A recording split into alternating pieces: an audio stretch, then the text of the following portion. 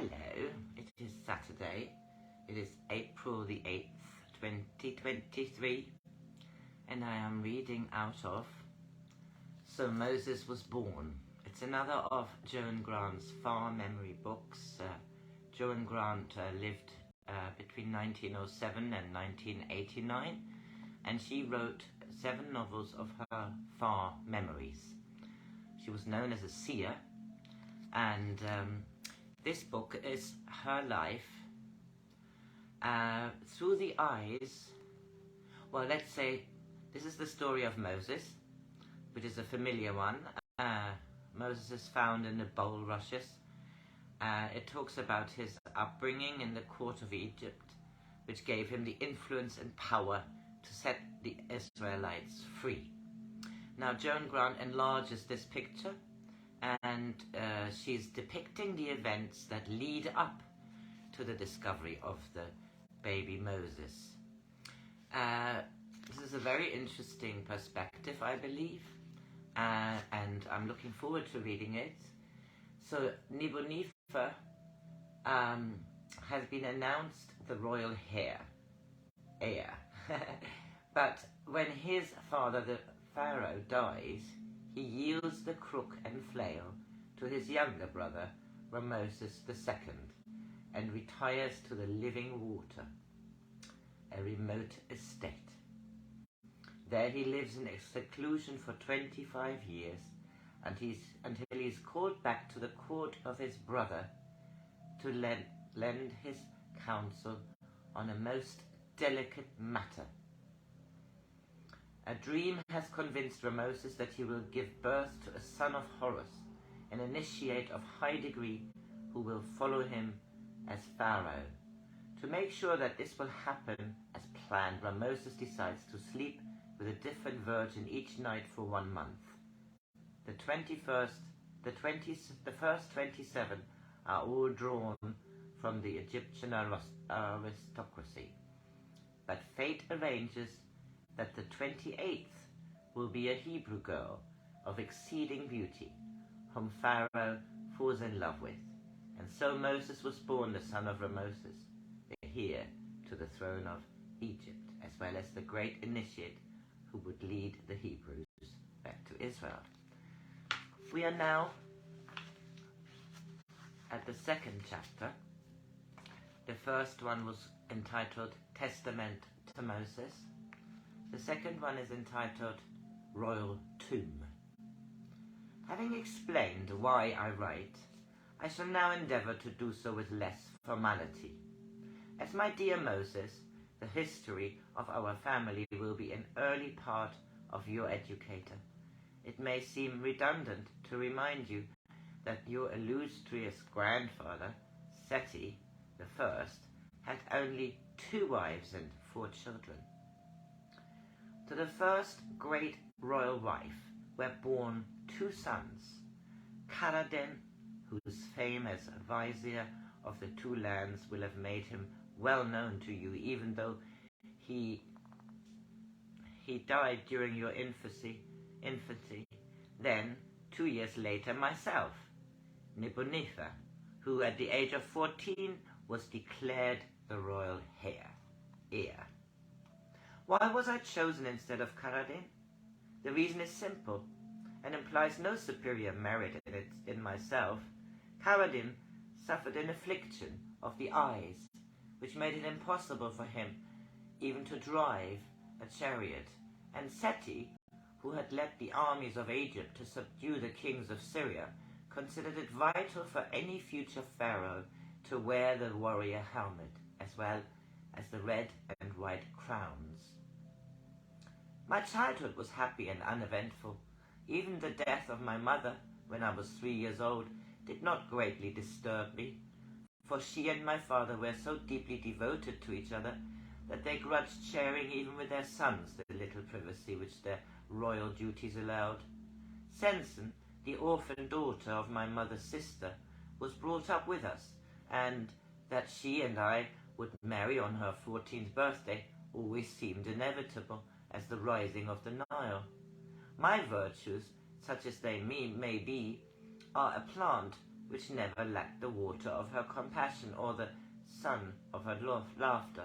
In her company, even Kaladin forgot his solemnity. When Seti, no doubt influenced by advice from ambitious courtiers and certain factions of the priesthood, took Tua for his queen, we noticed very little change, for we continued to have our own household, and Tua seldom accompanied our father when he came to visit us. To Tua was born Ramoses, followed 2 years later by a daughter, a plain child who remained in nonity until she died in her 19th year. I shall not bother to describe her, but if she arouses your interest, her history is preserved in the nome of the tortoise, whose nomarch she married. Nor shall I describe my 3 years in the house of the captains, for by the time you read this, you will probably be only too familiar with the routine of a young warrior's training. I found it dull, but not arduous, for having been born with an aptitude in the use of destructive weapons, I became the leader of 100 at 15, and a captain the following year. Because I could use a throwing stick with precision and split a papyrus reed with an arrow 5 times out of 6 at 50 paces, I was able to conceal the fact that I've always disliked the needless slaughter of animals. However, this did not disturb me unduly, and I frankly admit to a certain pleasurable excitement when hunting lions. I had been married to Sensen for 3 years when we accompanied Seti on a royal progress. He decided to prolong his stay at Thebes, even though he usually preferred the Delta in high summer, for he was interested in the great hypostyle hall which was being added to the complex temples of Karnak. Neither Sensen nor I expected this to be more than a pleasant interlude, for since I had been declared the royal heir, we had a house of our own adjoining the palace garden, and so, to a limited extent, could be free of the extreme formality on which Tua always insisted. Ramoses took every opportunity to visit us there, and for the first time we came to know him well, and to see the many excellent qualities which had previously been concealed under the boastful and domineering manner which he had copied from his mother. The more I liked him, the more I resented Tua, and realized how frequently father must have regretted marrying her. She was too clever to show her jealousy openly, but her tongue could be more irritating than the bite of 100 gnats, and she never failed to use it against Sensen. With the intelligence of a gadfly that chooses the thin skin of wrist or elbow for its attack, she used to pretend to sympathize with her because we had no child, insisting that Sensen see foreign physicians, all of whom doubtless on Tua's instruction, declared that my wife was barren. She had the audacity to urge me to take a concubine, saying that my refusal to demonstrate the efficacy of my seed might seriously jeopardize the future of Egypt.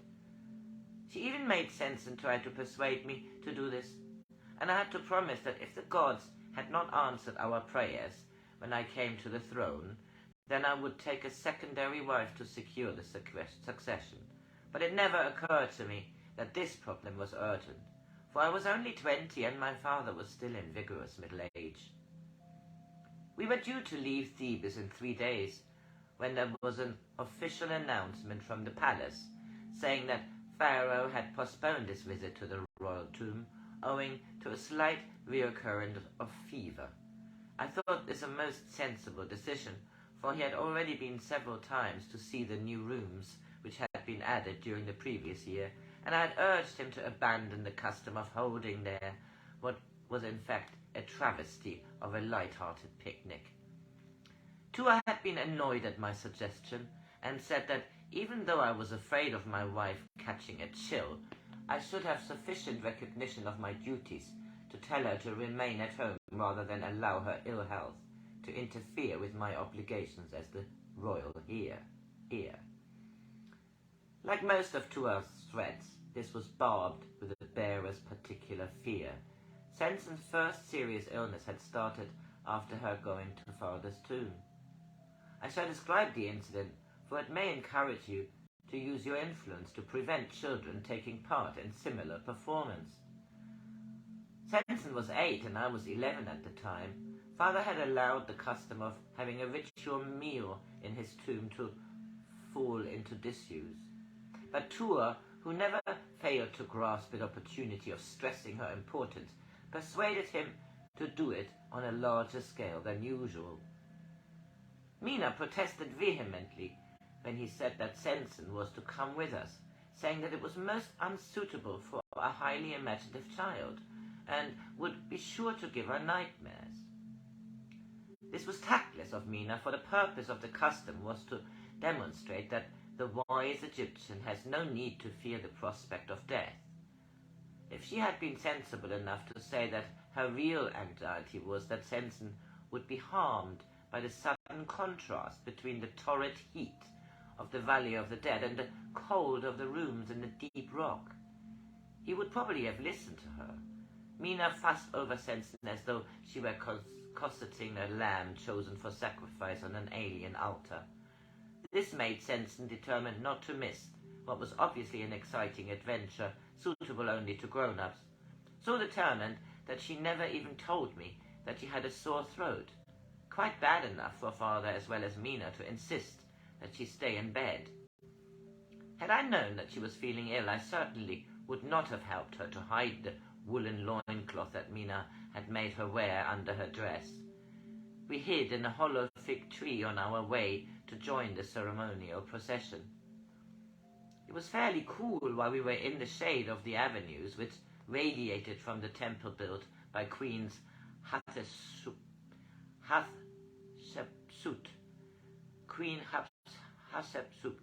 But we entered the narrow defile leading to the tomb. I noticed that Sensen's face was flushed, though I thought it was only because she was feeling as ordinarily hot as I was.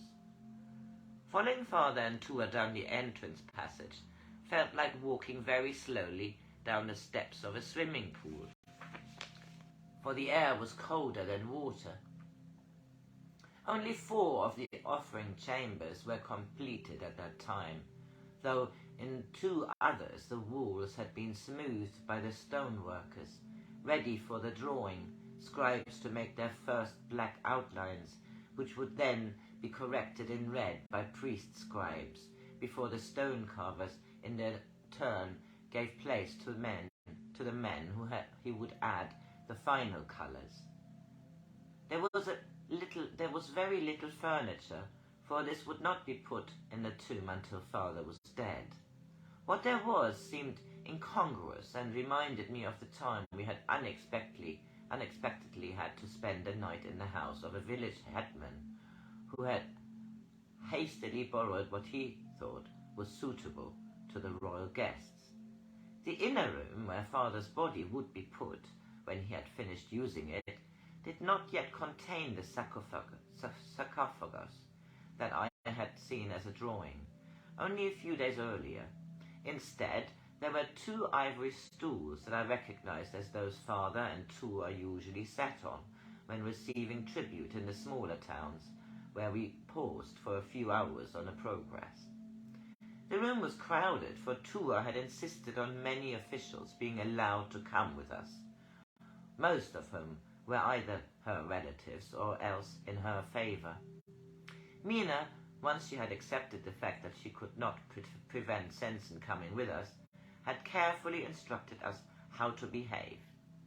"You must pretend to feel gay," she said, "though why anybody should be expected to feel gay in the place where the body of their father will lie alone for eternity is no business of mine. Far better be born a linen weaver, like my father, and have children that laugh when you play with them and cry when you are dead, than all this training in how not to show what you really feel." I was interested to see what the officials, who had not previously been present at this ritual, found it equally difficult to assume the correct expression. They smiled with their lips tight against their teeth, and when they spoke their voices were either too loud or unnaturally husky. Father and Tua also seemed a little unsure of themselves. First they sat staring straight in front of them over the heads of the audience. Then I could see them deliberately relaxing the muscles of their forearms, although they did not actually shift their position. Sensen nudged me, because she too was amused that the grown-ups found it difficult to be formal and companionable at the same time. Then Father made a speech, to which I forgot to listen because one of the lambs began to smoke until I knew Sensen was desperately trying not to cough.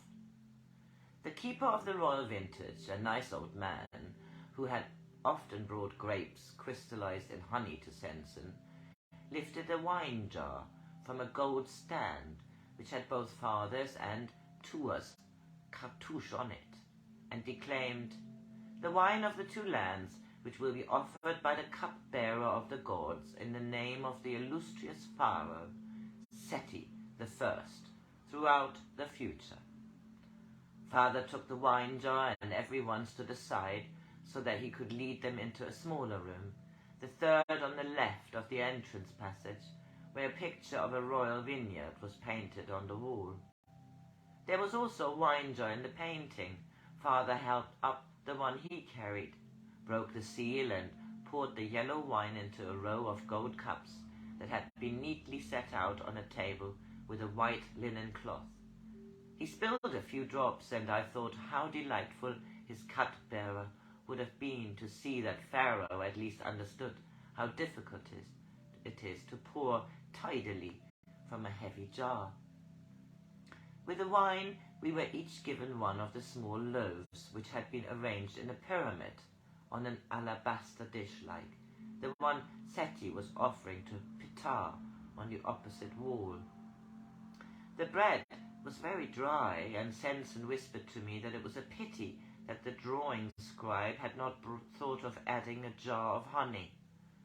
In another room we were given fruit, including mulberries, which were rather nasty, because although the artist was good at painting mulberry trees, he could not have been expected to know that Pharaoh would decide to eat their reflection when no one could find any that were properly ripe. The figs were better, and so were the pomegranates, but the dates were very withered. Even the grown-ups were ill at ease. They tried to make polite conversation, pretending that this was an ordinary party which Pharaoh was sharing with a few intimate friends. So Sensen and I slipped away into one of the unfinished rooms, where I tried to amuse her by seeing which of us could spit date stones the furthest. She pretended to enjoy herself until Usermentu, the high priest of Thebes, found us and was so disapproving that he made Sensen cry, which was a very unusual way for her to behave, just because she had been scolded by someone she disliked. Usermentu hurried away, but when I tried to comfort Sensen, she went on crying and then said it was because her throat was sore through having swallowed the date stone she had hidden in her cheek when she heard somebody coming. She was sick on the way home, which annoyed the keeper of the royal chariots, who was driving the one I shared with Sensen, for he had to lose his proper place in the procession through waiting while I held her head behind a convenient tree. Mina was not particularly worried about Sensen being sick, for she thought, as I did, that it was due to the mulberries being not only unripe but mouldy. Even when Sensen had a very bad nightmare and woke screaming that she was lost in the dark, Mina only said it was no more than could be expected from a child who had been forced to spend a day in an empty grave. But Sensen was very ill. Her throat swelled until we thought she was going to choke, and at times she could not even recognize me. When I held her hand to stop her trying to get out of bed, I could feel the pulse in her wrist fluttering, like a bird trying to escape from a net. I tried not to think that it might be her soul trying to fly out of her body. That was the beginning of the years when only her determination not to leave me alone, made her believe that one day she would no longer have to pretend that her body was as strong as her spirit. Sometimes she even made me believe that the gods would let her live with me until together we could cross the river. So this was the second chapter, describing the royal tomb. I'm wishing everybody a lovely Saturday. Easter weekend. Bye.